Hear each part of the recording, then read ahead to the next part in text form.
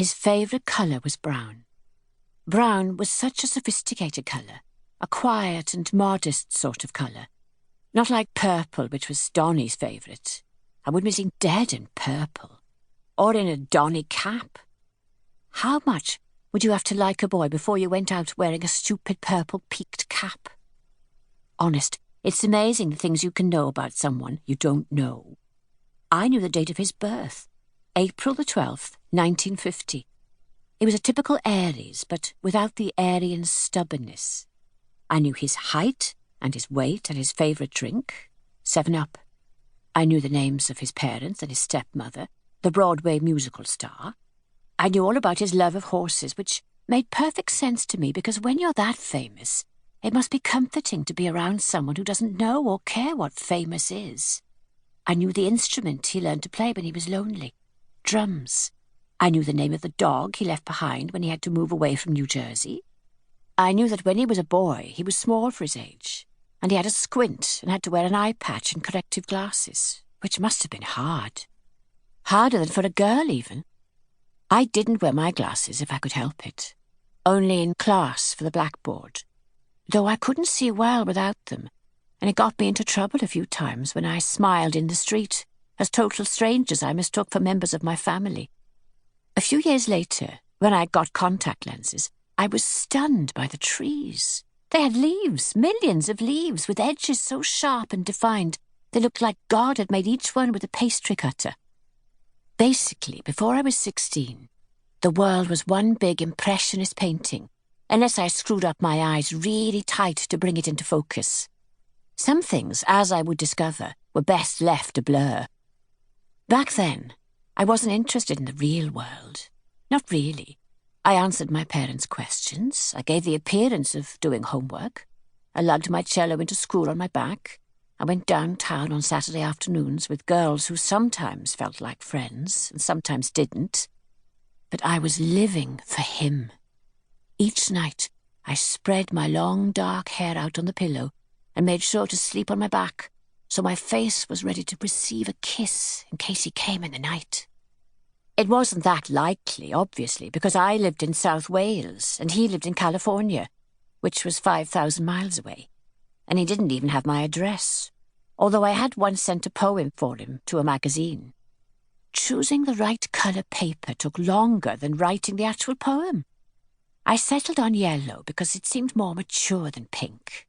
I thought all the other girls would choose pink, and part of loving him was finding better ways to please him, so he would know how much more I cared. They didn't sell brown writing paper, or I would have used brown, because that was his favourite colour. Sometime later, 3 weeks and 4 days if you're counting, and I definitely was, a reply came in the post. It was 17 words long, including my name.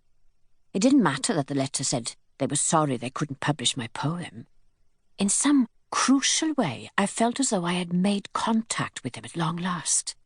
Someone important in London, someone who had been in the same room as him, had touched the yellow paper I had touched, and then typed my name on an envelope and licked the stamp. No rejection slip has ever been more treasured. It took pride of place in my scrapbook. I knew exactly where he lived in California, in a canyon. A canyon was like one of our valleys, only much bigger. We said much bigger. David said way, way bigger. Way was American for much. America was so big that Americans would drive 100 miles just to have dinner with someone, and they didn't think that was a long way to go. In America, way to go means you've done something well. Way to go, baby. And they have gas instead of petrol. Other words I had learned were cool, mad, and bathroom. You have to be careful because a bathroom is not a bathroom in America. It's a toilet. The Americans are most polite people who are not standing for vulgarity, said my mother, who was German and beautiful and disapproved of many things.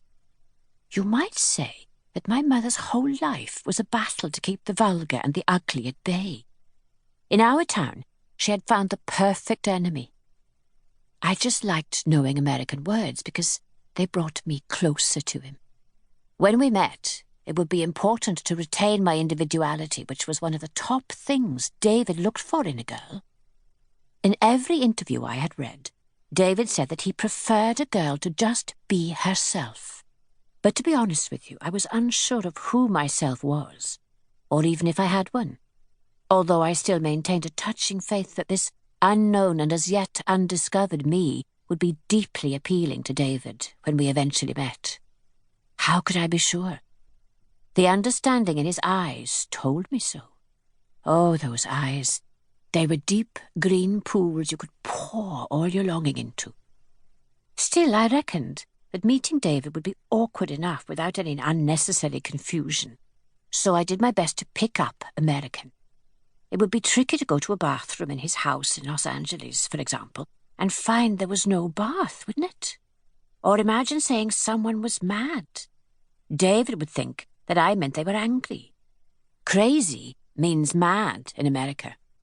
Back then, I couldn't imagine David ever being angry. He was so gentle and sensitive.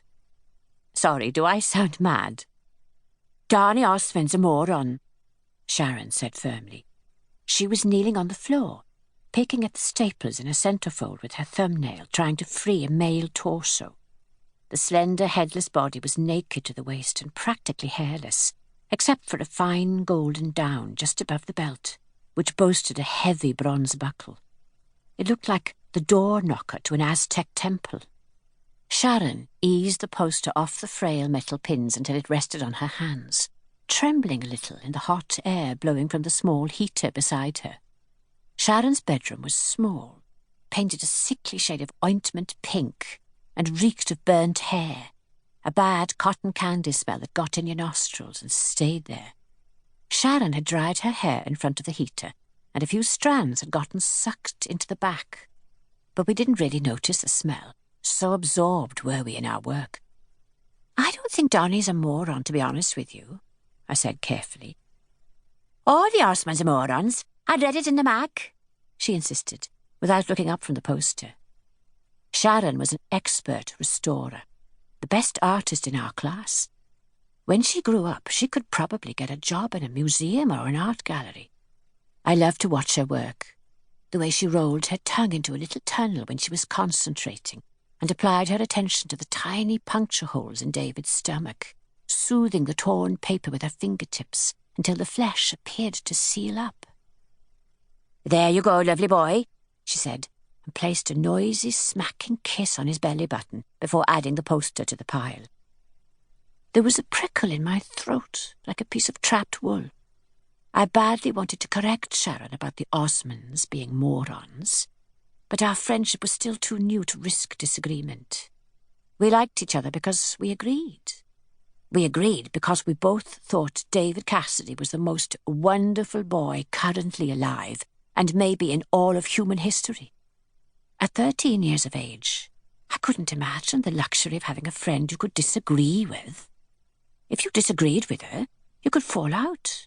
Then before you knew it, you'd be back out there in the playground by yourself, sighing and checking your watch every couple of seconds to indicate that you did have an arrangement to meet someone and were not, in fact, the kind of sad, friendless person who had to pretend they were waiting for friends who did not exist.